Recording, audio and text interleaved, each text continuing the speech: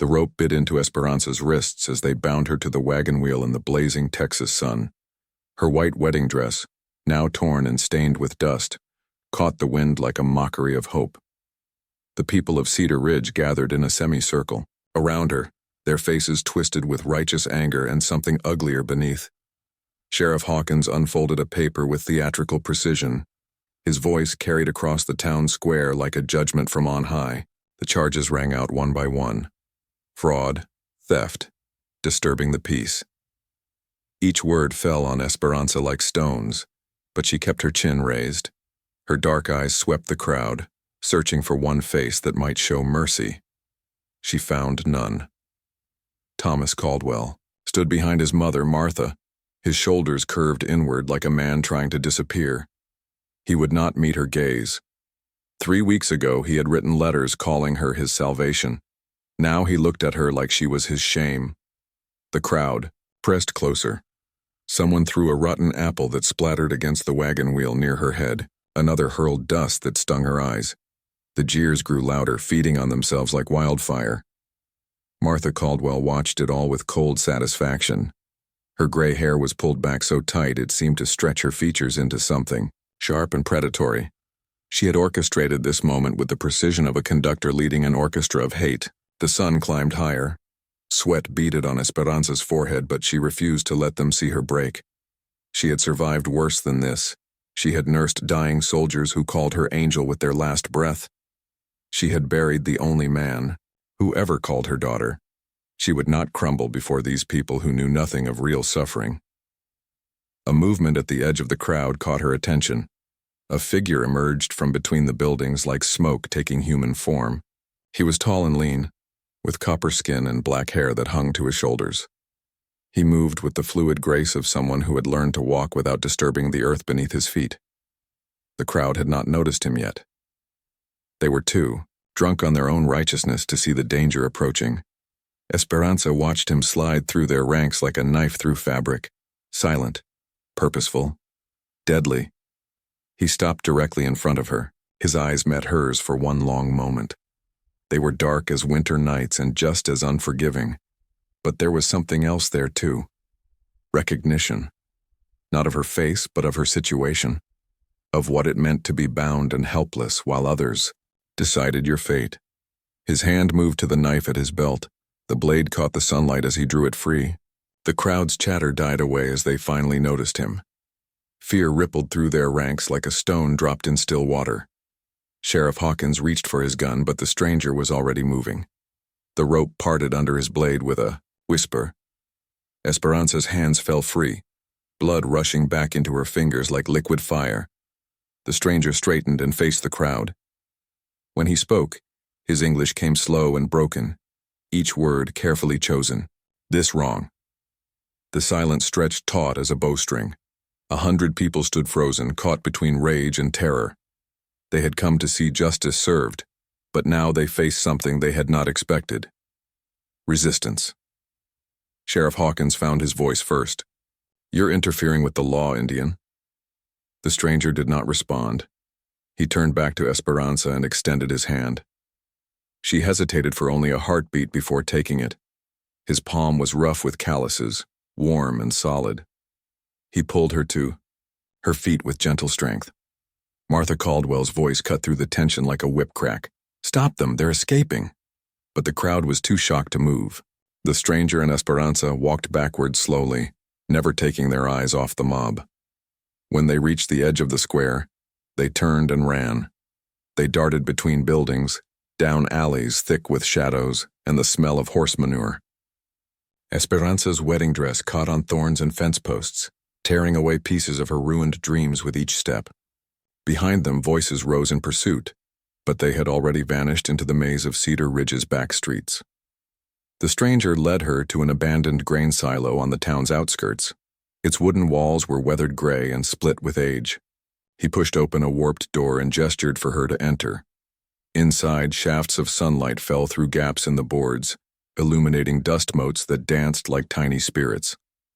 Esperanza sank to the floor, her legs finally giving out. The rope, burns on her wrists, throbbed with each heartbeat. She looked up at the man who had saved her. This stranger who had risked everything for someone he did not know. Why? The word came out as barely a whisper. He crouched down beside her, studying her face with those winter-dark eyes. I watch this town. I see what they do to people like us. People like us. The words hung in the dusty air between them. Esperanza understood. In the eyes of Cedar Ridge, they were both less than human, both expendable, both worthy of whatever cruelty others chose to inflict. My name is Esperanza. He nodded once. Ayana. She pulled her torn skirts closer around her legs, trying to find some dignity in the wreckage of her appearance. They said I was a thief, a fraud. Are you? The question was direct, without judgment. Esperanza met his gaze. No. I came here to marry Thomas Caldwell. I brought my savings, $200 in gold.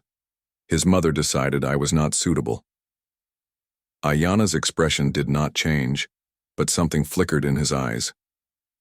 So they made you into a criminal? Yes? He was quiet for a long moment, listening to the sounds of pursuit growing closer. Voices called back and forth across the town. Dogs barked. Horses' hooves thundered on packed earth. They will not stop looking, he said finally. Esperanza knew he was right. Martha Caldwell would not rest until she was dead or driven so far, away she could never return to tell the truth. The woman had too much to lose. As if reading her thoughts, Ayana stood and moved to the door. He peered through a crack in the wood. We must go soon. We? He turned back to her. You think you can survive alone out there? Esperanza looked down at her torn wedding dress, at the rope burns on her wrists, at the impossible situation she found herself in. 3 hours ago, she had been preparing to start a new life. Now she was a fugitive with nothing but the clothes on her back and the kindness of a stranger. I don't even know who you are, she said. Ayana moved away from the door and crouched beside her again. This time he was close enough that she could see the old scars on his hands, the careful way he held himself, the weight of secrets in his dark eyes. Does it matter? Right now we are both hunted, both alone, both have nowhere else to go. Outside, the voices were getting closer. Soon they would search every building, every hiding place. There was no time left for doubt or careful consideration. Esperanza pushed herself to her feet. Her legs were steadier now, fed by necessity and the faint spark of hope that, maybe, just maybe, she might survive this after all. Where do we go? Ayana smiled for the first time since she had met him. It transformed his face, making him look younger and somehow more dangerous. Away from here, far away. They left Cedar Ridge as the sun reached its zenith, moving through mesquite thickets that tore at Esperanza's ruined dress. Ayana led the way, his moccasins silent on the rocky ground while her wedding shoes crunched through dried leaves. Like broken promises. By evening, the wanted posters had sprouted like weeds on every fence post and tree trunk they passed. Esperanza's face stared back at her from crude sketches, her features distorted by the artist's prejudice. The bounty made her stomach clench. $100 for her capture. $200 for Ayana, dead or alive. They made camp in a dry creek bed, sheltered by overhanging rocks. No fire, no light. Just the two of them and the vast Texas sky pressing down like a judgment they could not escape. Ayana sat with his back against stone, watching the darkness beyond their hiding place.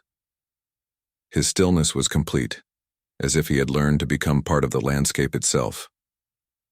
Esperanza envied that ability. Her own nerves jangled like broken glass with every night sound.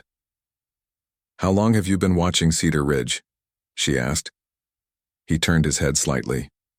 In the moonlight, his profile looked carved from the same rock that sheltered them. Long enough. The non-answer hung between them like smoke. Esperanza pulled her knees to her chest, trying to conserve warmth. The desert night was cold in ways she had not expected. Cold that seeped through torn fabric and settled in her bones. You speak English better than you let on, she said. This time his silence stretched longer. When he finally spoke, His careful, broken accent was gone, replaced by words that flowed smooth as river water. Stupid Indians are less threatening than smart ones.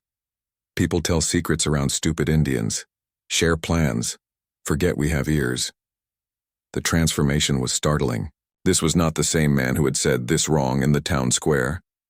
This was someone far more dangerous, someone who had been playing a role so carefully that even she had been fooled. What kind of secrets? Ayana's jaw tightened. The kind that get people killed. Morning brought the sound of horses in the distance. Ayana was on his feet before Esperanza had fully awakened, his hand already reaching for his knife. Through the rocks above them, they could see riders silhouetted against the dawn sky. Sheriff Hawkins and his posse, spreading out in a search pattern that would bring them directly to the creek bed. They moved like ghosts through the mesquite, Ayana leading with the confidence of someone who knew this land like his own skin. Esperanza followed, her torn dress catching on thorns that seemed to reach for her with hungry fingers. Behind them, the voices of their pursuers grew closer. The chase lasted 3 days. 3 days of running through country that grew wilder and more unforgiving with each mile. Esperanza's wedding shoes fell apart on the second day, leaving her feet cut and bleeding. Ayana tore strips from his shirt to bind them, his touch gentle despite the rough fabric. They shared water from hidden springs that Ayana knew by heart. They ate berries and roots that he showed her how to identify. When her strength flagged, he slowed his pace without complaint. When exhaustion made her stumble, he was there to catch her before she fell. On the third evening, they reached a river that ran swift and brown with spring runoff. The sound of pursuit was closer now, close enough to make out individual voices. Sheriff Hawkins calling orders, dogs baying on their scent trail. "Can you swim?" Ayana asked. Esperanza looked at the churning water and shook her head. Fear tightened, her throat like a fist. She had always been afraid of deep water, ever since childhood when she had watched her younger brother swept away by a flood. Ayana studied her face in the fading light. Something in her expression must have told him what words could not, because he nodded once and began stripping bark from a dead cottonwood. "What are you doing?" "Making you float." He worked with quick efficiency, lashing pieces of bark together with strips of hide from his belt. The makeshift raft was crude but sturdy. As he worked, Esperanza could hear the posse getting closer. Voices carried on the evening wind, accompanied by the jingle of harness and the creak of leather. "They're almost here," she whispered. No." He finished the raft and tested its buoyancy in the shallows. The water was cold enough to steal breath, cold enough to stop a heart. But it was better than facing what was coming through the trees behind them. Ayana waded into the current, guiding the raft with one hand while the other supported Esperanza. The water rose to her waist, then her chest. The current pulled at her legs like living things trying to drag her down. "Trust me," he said. She did. She had no choice but to trust this man who had become her salvation and her anchor in a world that wanted to destroy them both. The raft held her weight as they moved into deeper water, Ayana swimming beside her with powerful strokes that fought the current. Behind them, torches appeared on the riverbank. Shouts echoed across the water. Someone fired a rifle, but the shot went wide, lost in darkness and distance. They reached the far side as the first drops of rain began to fall. By the time they pulled themselves onto the muddy bank, the storm had opened up in earnest. Rain fell in sheets that turned the world gray and formless. Their tracks disappeared almost as quickly as they made them. They found shelter in a cave cut into the limestone bluffs, deep enough to hide them from pursuit and wide enough for both to lie down without touching.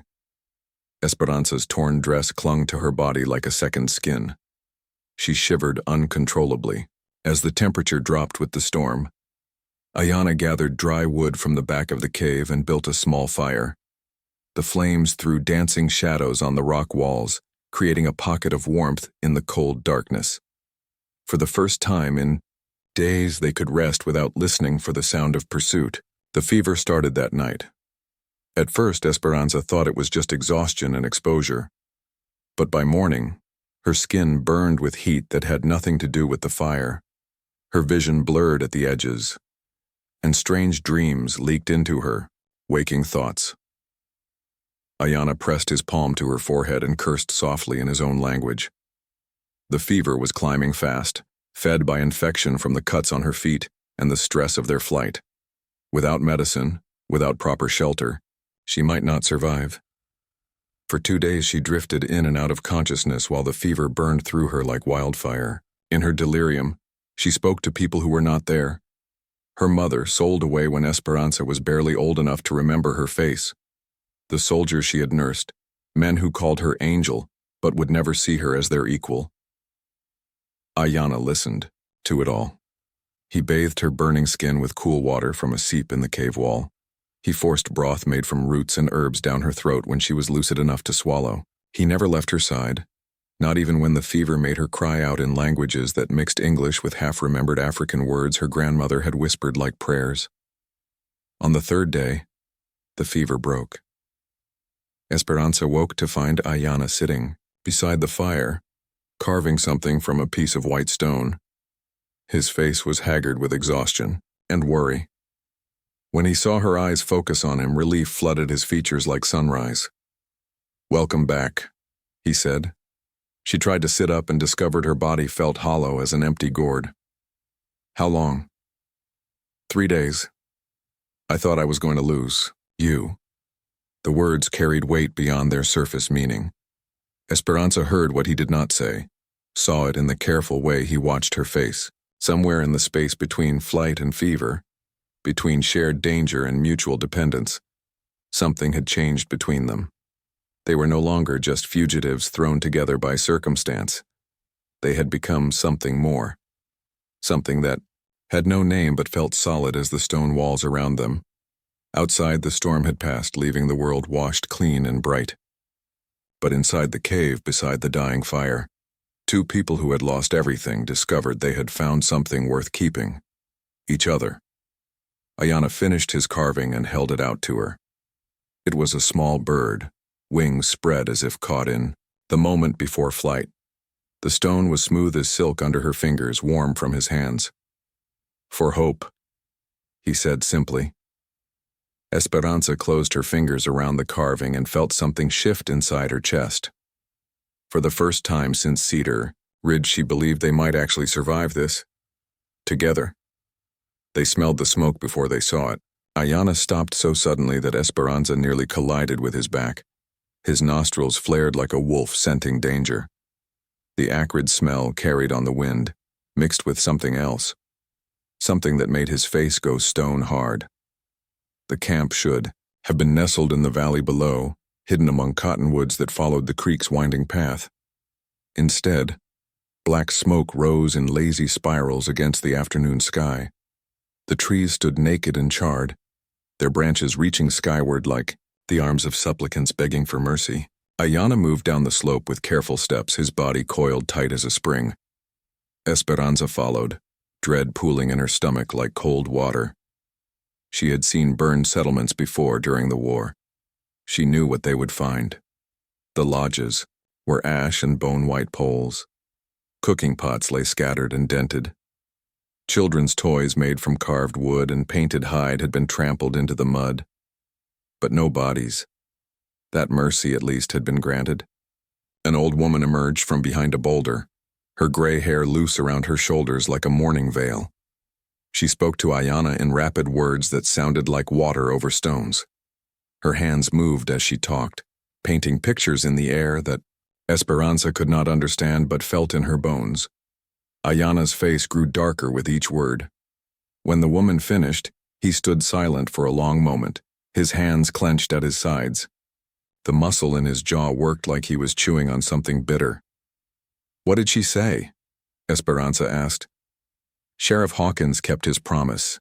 3 camps burned, families scattered, children lost in the chaos. The words hit Esperanza like physical blows. She sank to her knees in the ash-covered ground, her hands coming up to cover her face. This was her fault. Her flight had brought this destruction down on innocent people who had done nothing but exist in the wrong place at the wrong time. "How many?" she whispered. Ayana spoke to the old woman again. Her response was brief, but the pain in her eyes said everything. 43 people in this camp alone, 7 children under 10 years old, all because they gave shelter to the son of a war chief. The words hung in the smoky air like an accusation. Esperanza looked up at him through her fingers, seeing him, clearly for the first time. Not just a scout or a warrior, but something more. Someone whose capture would be seen as a victory worth any price. "You're not just watching settler towns," she said. "You're planning something." Ayana's silence was answer enough. He walked to what had been the center of the camp, where the council fire once burned. Now only a ring of blackened stones remained, scattered like broken teeth. The old woman spoke again, her voice urgent. She pointed toward the setting sun, then made a series of gestures that looked like counting. Ayana nodded grimly. "The main camp is still safe, but not for long. Hawkins is moving against it tomorrow with cavalry support. 100 families, including the survivors from here." Esperanza pushed herself to her feet, ash clinging to her torn dress like gray snow. "Because of us. Because of me." The distinction mattered to him, she could see. As if taking responsibility for her part in this would somehow lessen his guilt. But they both knew the truth. They were bound together now, their fates tangled like rope. What hurt one wounded them both. The old woman approached Esperanza with shuffling steps. Her weathered hands reached out to touch the white woman's face, fingers tracing the line of her cheek with surprising gentleness. When she spoke, her voice was soft as wind through grass. "She says you have the look of someone who has lost everything," Ayana translated. "She recognizes the shape of that grief." Tears threatened to spill from Esperanza's eyes, but she held them back. Crying would not undo the damage they had caused. It would not rebuild the burned lodges or reunite scattered families. "What happens now?" she asked. Ayana's hand moved to the knife at his belt, his fingers wrapping around the handle like it was an old friend. "I end this tonight." The plan was simple and brutal. Ride to Cedar Ridge under cover of darkness, find Sheriff Hawkins, kill him before he could lead the attack on the main camp. It was a suicide mission disguised as strategy, and they both knew it. "There has to be another way," Esperanza said. "What way?" "Talk to them. Reason with people who burn children's homes?" His voice carried the weight of old wounds, old betrayals. How many times had his people tried to make peace, only to have it shattered by fear and greed? How many promises had been broken in the name of progress and manifest destiny? The old woman spoke again, her words sharp with urgency. She gestured toward the horizon where storm clouds were building, dark and heavy with the promise of rain. "She says a messenger came before the attack," Ayana translated. "Someone from Cedar Ridge, a woman with gray hair and hungry eyes. Martha Caldwell." The name hung unspoken between them, but they both understood. This had never been about justice, or protecting the town. It had been about something else entirely. "She's covering her tracks," Esperanza said. "Getting rid of witnesses." The pieces began to fall into place like cards in a rigged game. Martha's eagerness to have Esperanza publicly shamed, her knowledge of where to find Indian camps, her influence over Sheriff Hawkins, who should have been investigating rather than executing. They searched through the ruins of the camp, looking for anything the attackers might have left behind. Most of the evidence had been consumed by flames, but Esperanza found something the fire had missed.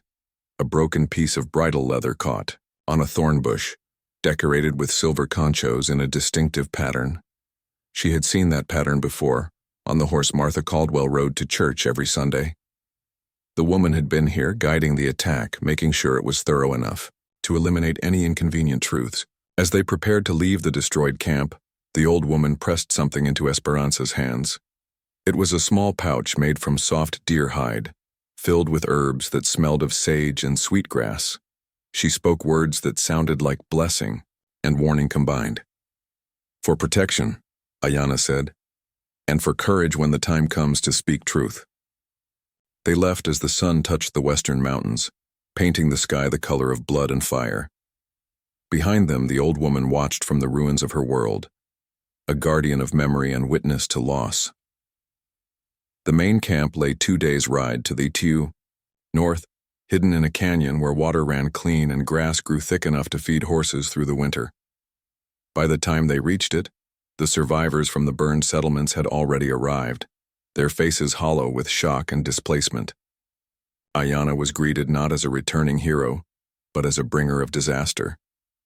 The war chief, a man whose face bore the scars of a dozen battles, listened to his son's report with eyes that revealed nothing.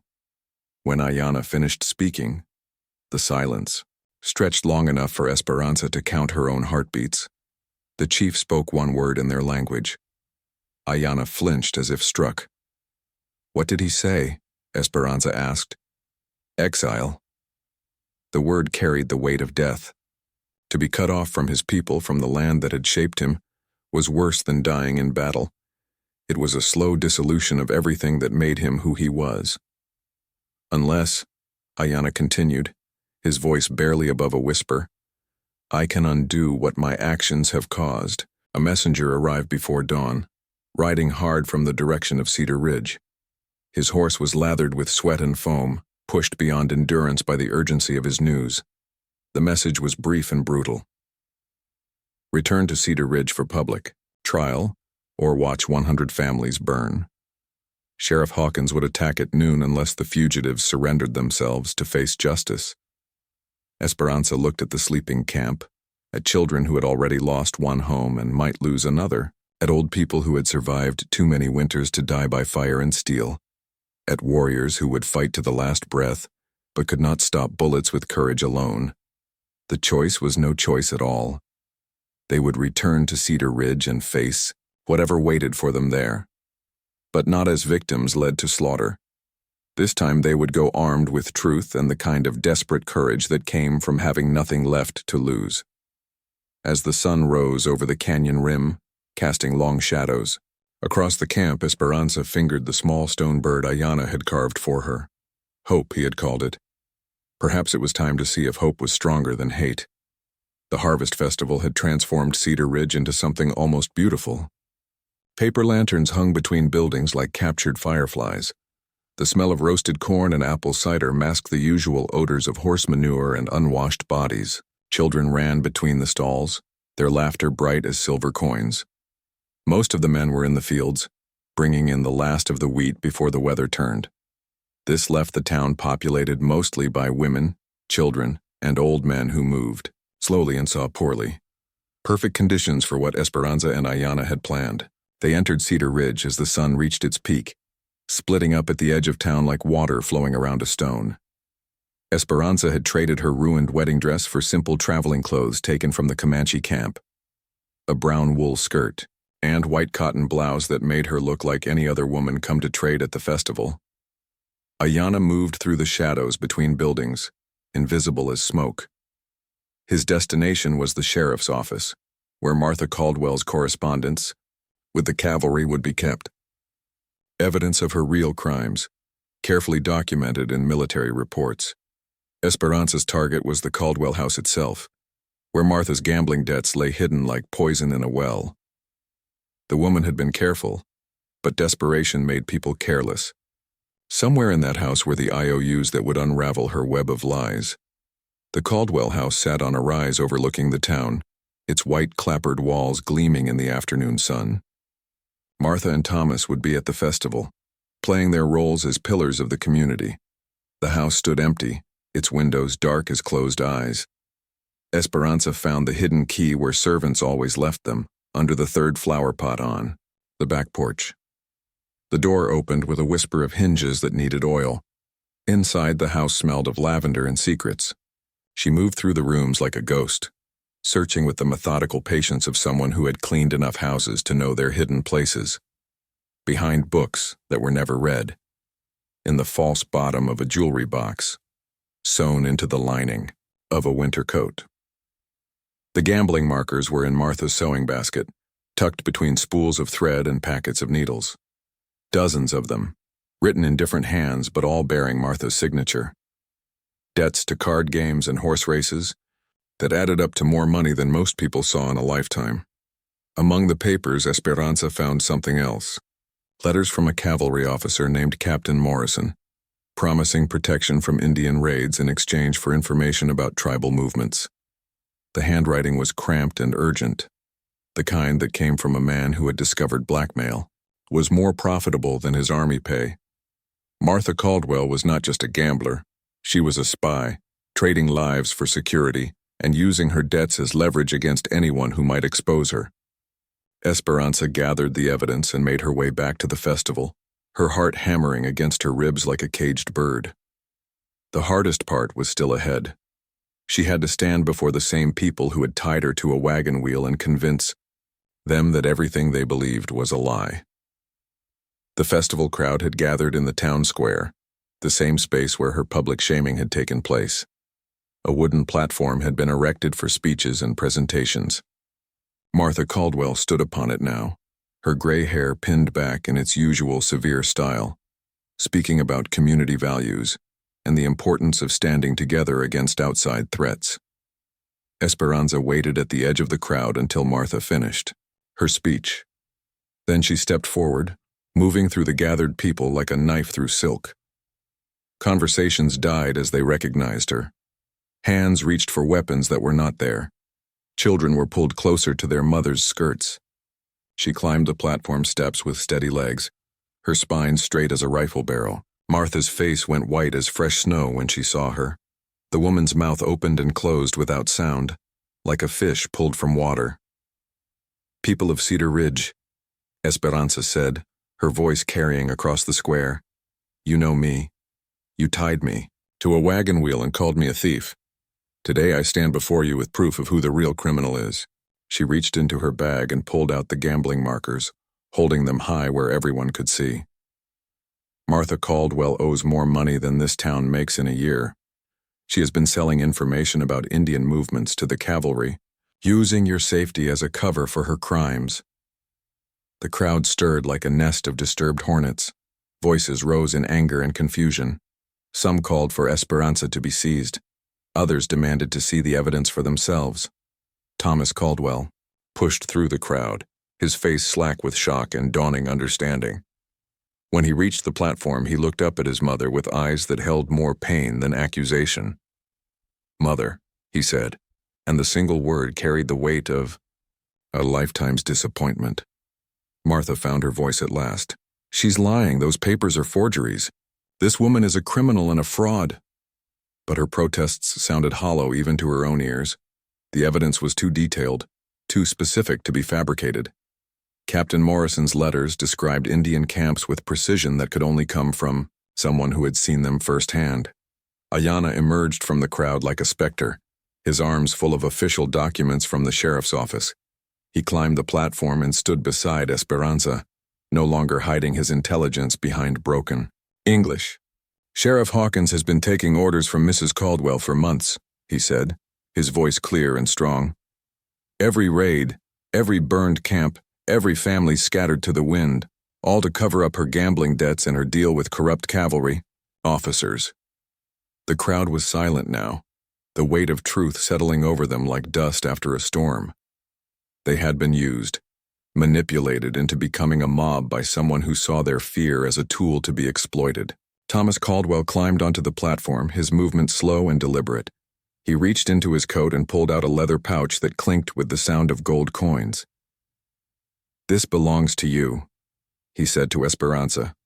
"All of it. I should have stood up to her from the beginning." Martha made one last desperate attempt to maintain control. "You're all fools. She's bewitched you with her lies. This Indian savage is using her to destroy our town." But the crowd had heard enough. They surged forward, not to harm Esperanza and Ayana, but to demand answers from the woman who had betrayed their trust. Martha Caldwell, pillar of the community, was dragged from the platform by the same people who had once hung on her every word. Sheriff Hawkins arrived with his remaining deputies drawn by the commotion, but instead of arresting the fugitives, he found himself facing a town that knew the truth about his corruption. The evidence was overwhelming, undeniable. Within an hour, both he and Martha were locked in their own jail cells. The sun was setting by the time the immediate crisis passed. Esperanza and Ayana stood at the edge of Cedar Ridge, watching the last light fade from the western sky. The town had offered them sanctuary, even a reward for exposing the corruption that had nearly destroyed them all. But neither felt the pull to stay.